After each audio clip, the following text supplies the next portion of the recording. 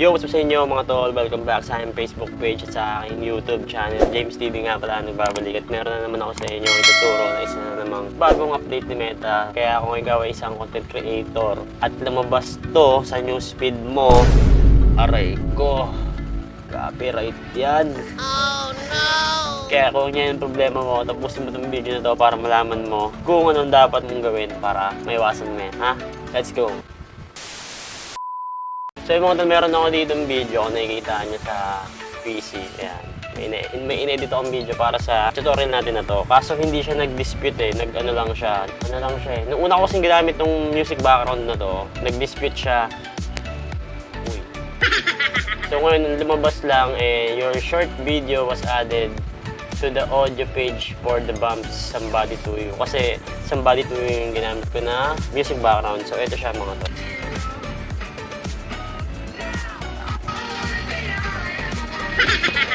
So yun nga mga tol. So yun kasi yung bagong update ni Meta ngayon mga tol. Kung nakakita kayo ng ganito, ayan yung cursor ko na yan. Kung nakakita kayo yan, ng ganyan. Pag nag-upload kayo ng video nyo, tapos mayroong mga music background, tapos nakita nyo yung ganyan, syempre muna ka matatakot ka, kakabahan ka kung bakit. Oh, copyright yung video ko kasi may music background ako na ganito. Oh no! Ganun, diba? So, meron pong option dyan mga tol. Ngayon kasi, pinapayagan na ng mga may-ari ng kanta na gamitin yung kanta nila para music background. Siyempre, para di naman boring yung mga video natin mga tre. So, ayan, pagka-clinic mo yan mga tol, meron dyan lalabas na see details. Ayan, kung nakikita nyo mga tre. Sundan nyo lang yung cursor sa PC. Ayan, pag pinindot mo yan, actually, ano ko na kasi ito eh. Ayan, nakalagay sa taas, so, you accept the video changes. So, pag clinic nyo yan mga tol, ang lalabas dyan is continue. Ayan, sa baba nakalagay. Close na kasi dapat. Pero nakalagay dyan, continue. Continue mo yan. So, ayan, pag lumabas yan, see details. Click mo yan. So, ang lalabas dyan, hindi pa ito. Ang lalabas dyan, meron dito sa taas ang nakalagay. Accept share revenue, dispute, or delete your video. So, tatlo yung choices nyo mga tol.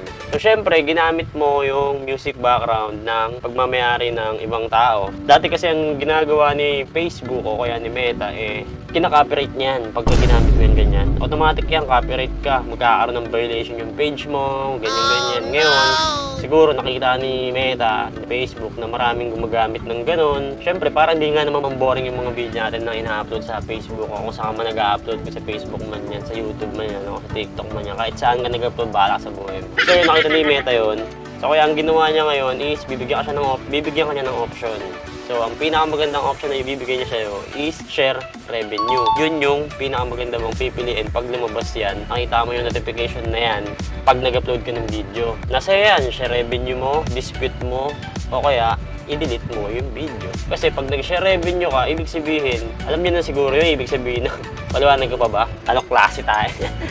Ang ibig sabihin ng share revenue, doon na share revenue. So hindi naman ikaw yung may-ari ng kanta na ginamit mo, ng music background na ginamit mo nung nag-edit ka. Ito, which is ito yan, yung music background na yan. Ang may-ari niyan yan, no? Demi Lovato. Yan yung may-ari ng kanta na yan. So, ang mangyayari niyan, share revenue, mangyayari kung kumikita ka na sa Facebook, yung kikitain ng video mo na to, na ginamit mo yung kanta niya, hati kayo sa kikitain. Ewan ko lang kung 50-50 or siguro mas laman yun sa'yo kasi video mo yun, kikita rin siya dun sa video mo. Pero hindi ko lang sigurado kung gaano kalaki yung 50-50 ba o 70-30 ba, yung mga ganun. Sa pag-aaralan pa natin sa susunod na video. Tapos, meron pa siyang isang option na dispute. Alam niyo ba ibig sabihin dispute?